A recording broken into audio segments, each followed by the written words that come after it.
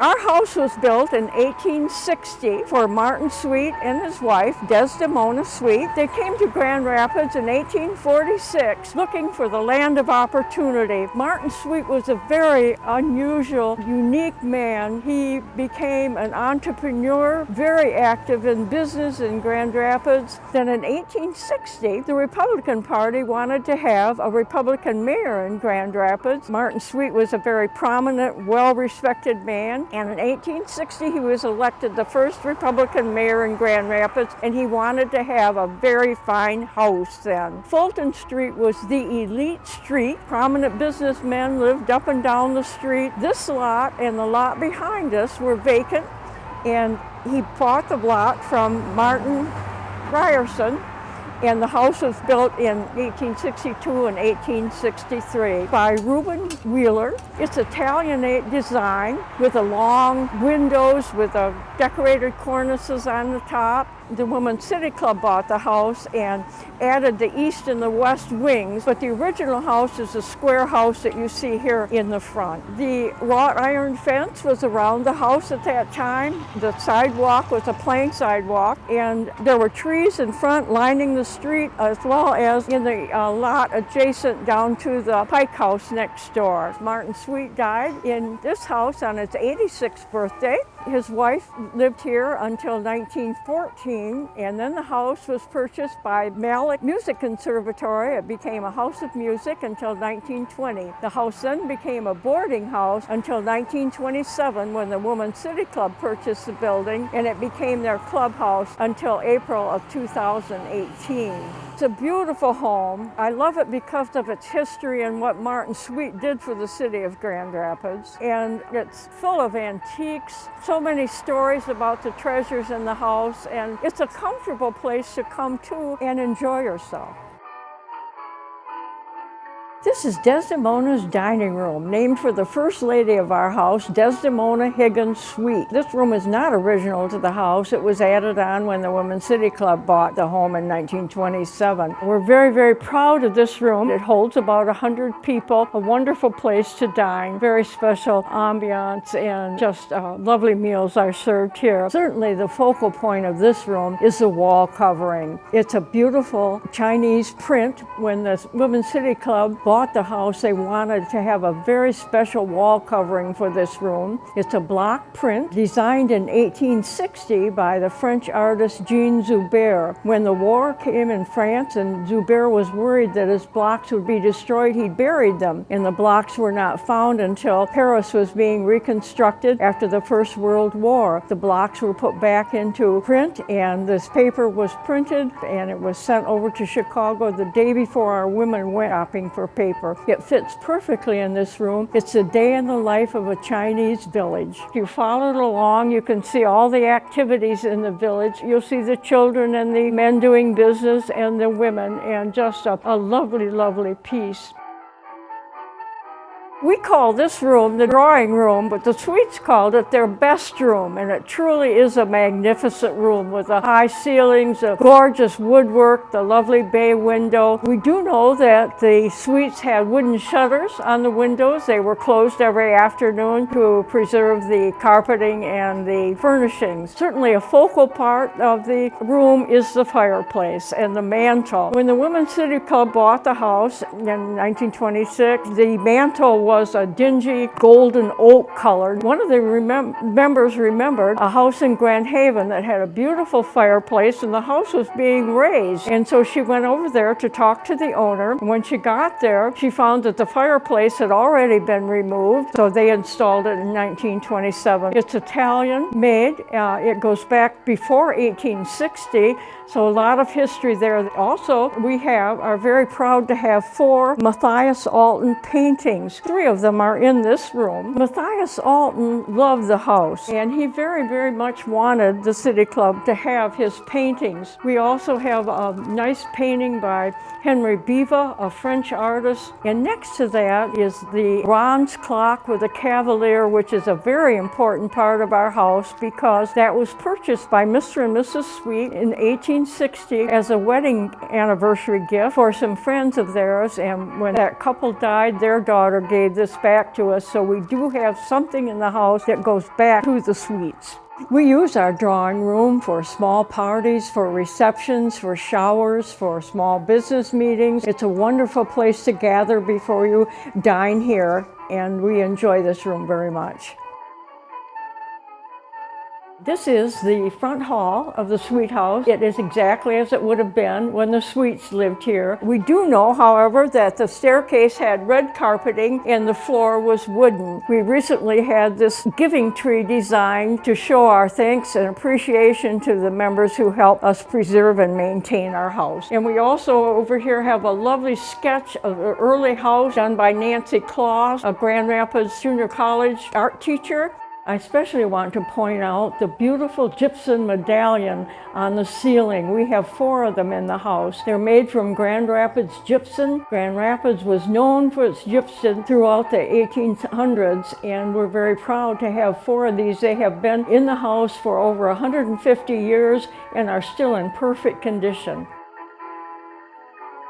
We don't know what the Sweets called this room. It may have been their library or a smoking room or a study. The Women's City Club, when they transformed it into this beautiful room, it had wallpaper that looked like old pine boards, and now it's this lovely, bright, beautiful room that is used by many of our members. Our 4th Alton painting is in here, his autumn scene. A very important piece in the room is the Rosette table desk, which is called a captain's table. This dates back to the Civil War, and the desk was used by the officers, and it was transported from campsite to campsite, and so we know it goes back to the 1860s. This room was named for a longtime member of the City Club, Edith Spindler, very beloved teacher, and it does have the latest and the best books, and it's a very popular room in the house. We are in the past president's room. For 90 years, this was the home of the Women's City Club, and what this building is today is certainly because of their passion for maintaining and preserving this home. We owe a great deal to them, and so we honor them and their boards and all the members of the City Club for this wonderful house that we now are stewards of. The past presidents are all honored, starting in 1924 with Mrs. William Bowen. Their terms were all 2 years. It's interesting to go around the room and look at the fashions and the hairstyles, and also note the very prominent names on the plates, leaders in the community, benefactors of the community, and we just honor these people and are proud to have this room.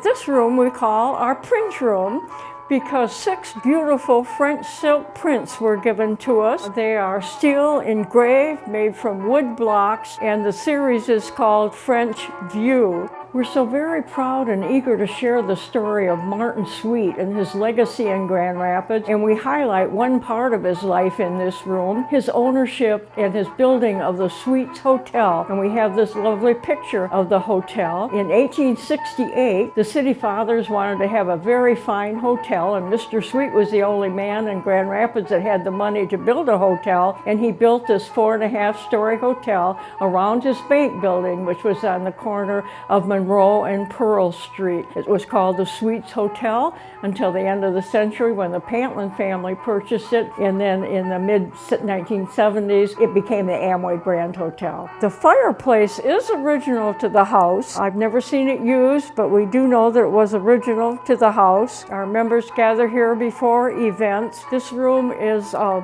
wonderful place.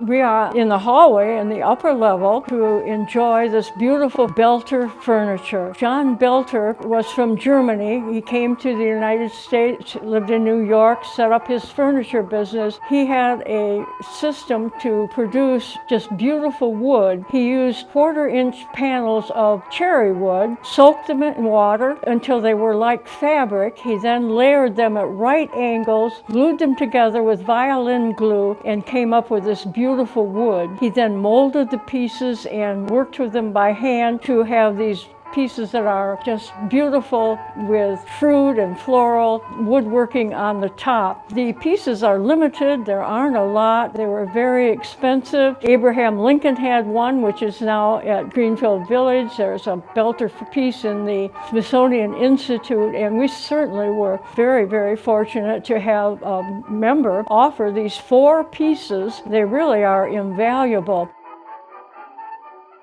This is our Hazel Whitaker Vandenberg Auditorium. It was named for a charter member of the City Club, very, very dedicated supporter. When she and Senator Vandenberg moved to Washington, D.C., she maintained her membership, and every month she sent a letter to the City Club, which was published in their newsletter about what was going on in Washington. When Senator Vandenberg was awarded the Freedom Award, he gave some of that money to the Women's City Club, and this auditorium was named in their honor, and we have a lovely plaque with their pictures on the wall. The focal point of this room is the Italian sculpture, the Madonna and Child by sculptor Bernardetto di Maggiano. The original would go back to the 14th century. We are very, very fortunate to have this replica. It was given to us by William Jack, who loved the City Club. We don't know its age, but it could be 400 or 500 years old, and it's invaluable. We encourage our members to go up and look at it closely. It does have gold leaf, and the detail is just very, very lovely. We also are very proud of our 1927 Steinway grand piano. This was a gift from one of our members. It was built especially for us. It was purchased through the Ganal Company and delivered here in 1928. We enjoy wonderful musical programs and concerts here at our Steinway Grand. We have used that for over 90 years now. This room is a wonderful place for programs and meetings, for dances, and much used.